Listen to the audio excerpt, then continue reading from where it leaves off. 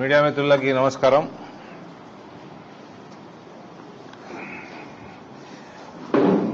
కాంగ్రెస్ ప్రభుత్వం ఈ కాంగ్రెస్ పార్టీ ఎలక్షన్ల ముందు ఏమేం వాగ్దానాలు చేసింది అందరికి తెలిసిన విషయమే. అప్పుడు సాధ్యం కాని వాగ్దానాలని మేము పదే పదే చెప్పినాము. అది సాధ్యం కాదని కాంగ్రెస్ పార్టీకి కూడా తెలుసు.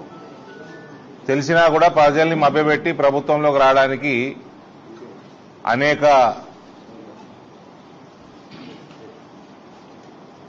ఇంప్లిమెంట్ చేయలేని వాగ్దానాలు చేసిండ్రు. ప్రజలని, ప్రత్యేకంగా రైతుల్ని, మహిళల్ని మోసం చేసిండ్రు. యువతను కూడా మోసం చేసిండ్రు. ఎన్ఆర్ఐలను కూడా మోసం చేసిండ్రు. ఇవాళ తీరా ఫస్ట్ ప్రామిస్ నెరవేర్చడానికి వచ్చినప్పుడు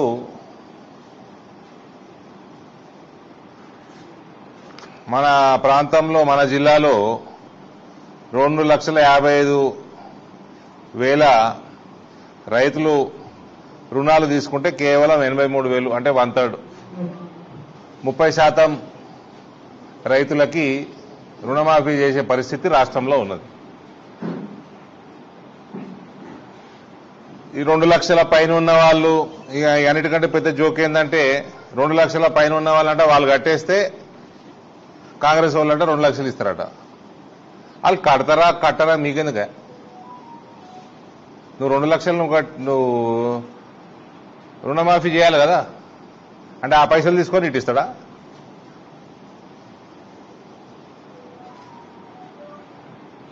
రేవంత్ రొటేషన్ చక్రవర్తి అని నాకు తెలుసు. ఇప్పుడు ఆ టాలెంట్ అంతా ఇప్పుడు ఇంప్లిమెంట్ చేస్తున్నాడు. అటు తీసుడు ఇటు అందించుడు తెలుసు రేవంత్కి అలవాటే కదా. ఇప్పుడు అది ఇక్కడ ఇంప్లిమెంట్, రైతుల దగ్గర ఇంప్లిమెంట్ చేస్తా అంటే ఎట్లా? మా గంగన్న అంటుండే రొటేషన్ రేవంత్ రెడ్డి RRR అట. సో ఈ రకంగా రైతుల్ని మభ్యపెట్టడము, మహిళల్ని మభ్యపెట్టడము, వీళ్ళు ఒకటే ఫస్ట్ వాగ్దానానికి అడ్డం పడితే వీళ్ళు చేసేది ఎప్పుడు? ప్రజలలో ద్వేషం పెరుగుతా ఉన్నది ప్రభుత్వం మీద.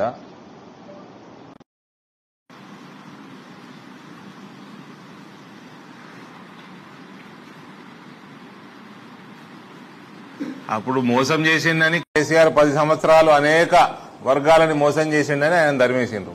ఇప్పుడు వీళ్ళొచ్చి ఫస్ట్ ప్రామిస్కే అడ్డం పడుతున్నారు.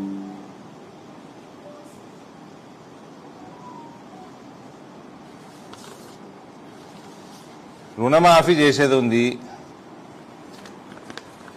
నాకు గుర్తున్నంత వరకు రాజశేఖర రెడ్డి గారు ముఖ్యమంత్రి ఉన్నప్పుడు రుణమాఫీ చేస్తా అన్నాడు. ప్రభుత్వంలోకి వచ్చిండు, ముఖ్యమంత్రి అయిండు, బ్యాంకులను పిలిచిండు, మాట్లాడిండు, అకౌంట్లు తెప్పించిండు, టోటల్ ఒక చెక్ ఇచ్చిండు, రుణాలని మాఫీ అయినాయి. ఈ రచ్చంతా ఎందుకే? అందరినీ మోసం చేసుడు కాకపోతే మోసం చేసే ధోరణే.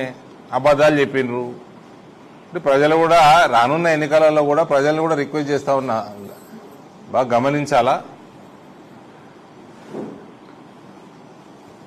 కేసీఆర్ చిప్ప చేతిలో పెట్టిపోయిండు. ఆ చిప్పకు కూడా అన్ని పొక్కలే ఉన్నాయట.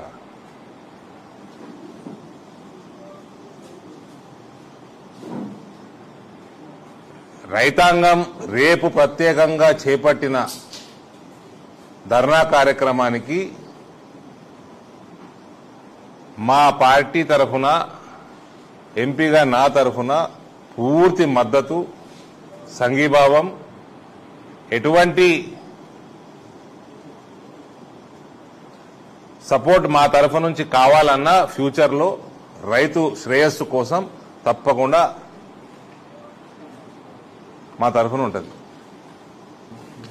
ఇప్పటికైనా చక్కగా బ్యాంకులను పిలుచుకోండి. ఈ షరతులు ఏమి మీరు మేనిఫెస్టోలో షరతులు పెట్టలేదు కదా. ఈ కేసీఆర్కి మీకు తేడా ఏమున్నది? ఏం తేడా ఉన్నది? అబద్ధాలు చెప్పుడు తప్ప. ఇప్పటికన్నా బ్యాంకులు పిలుచుకోండి, టోటల్ అమౌంట్ తెచ్చుకోండి. అయినా తెలుసు టోటల్ అమౌంట్ 40,000 కోట్లు, 42,000 కోట్లని వీళ్ళే అన్నారు. ఇచ్చింది 7,000 కోట్ల, 17 రాష్ట్రంలో 7,000 కోట్లు. 42 ఏడా, 7 ఎక్కడా? సరే, ఎంత what ever it is, actuals రుణాలు ఎంత ఉన్నాయో 2 లక్షల వరకు బ్యాంకులు అడిగితే తీసుకొచ్చి ఇస్తారు, బ్యాంకుకు చెక్కులు ఇచ్చారు, అయిపోయాయి. ఇంత రచ్చేందుకే? ఇంతకుముందు ప్రభుత్వాలు చేసినాయి కదా. కేసీఆర్ దొంగ, దగుల్బాజీ. కేసీఆర్ టీఆర్ఎస్ పార్టీ నాయకత్వం ఏదైతే ఉన్నదో వాళ్ళు చేసిన మోసాలు అంతా ఇంత కాదు.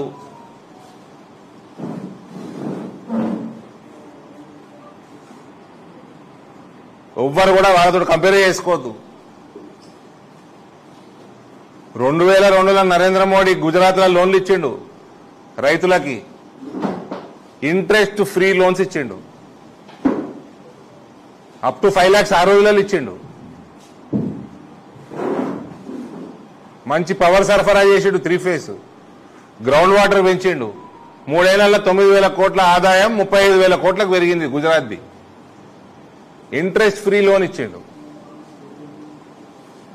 ఇలా నియత లేదు, మను లేదు, కమిషన్లు, ఎప్పుడు జేబులు నింపుకున్నాడు.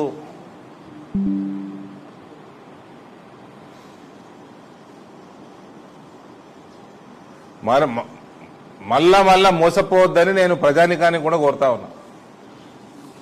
రేపు రైతులు చేపట్టే కార్యక్రమానికి మాత్రం పూర్తి స్థాయిలో సంఘీభావం. రేపు 24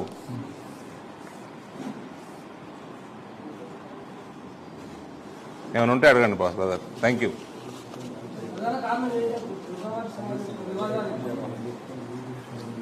ఇప్పుడు మొత్తం వివాదం ఏమన్నది ఇలా? ఆలే 42,000 కోట్లు ఉన్నారు, ఆలే 7,000 కోట్లు ఇచ్చారు. పనికి వాళ్ళ కండిషన్ అన్ని పెట్టిండ్రు. ఆ కండిషన్ అన్ని మేనిఫెస్టోని పెట్టాలి కదా, ముందే పెట్టాలి కదా. వాటిలో వేసి 30% రైతులకు అందుతుంది, 70% అందుతలేదు రాష్ట్రంలో. మన జిల్లాలో అయితే 30%కే అందింది. మన జిల్లాలో బలమైన రైతాంగం,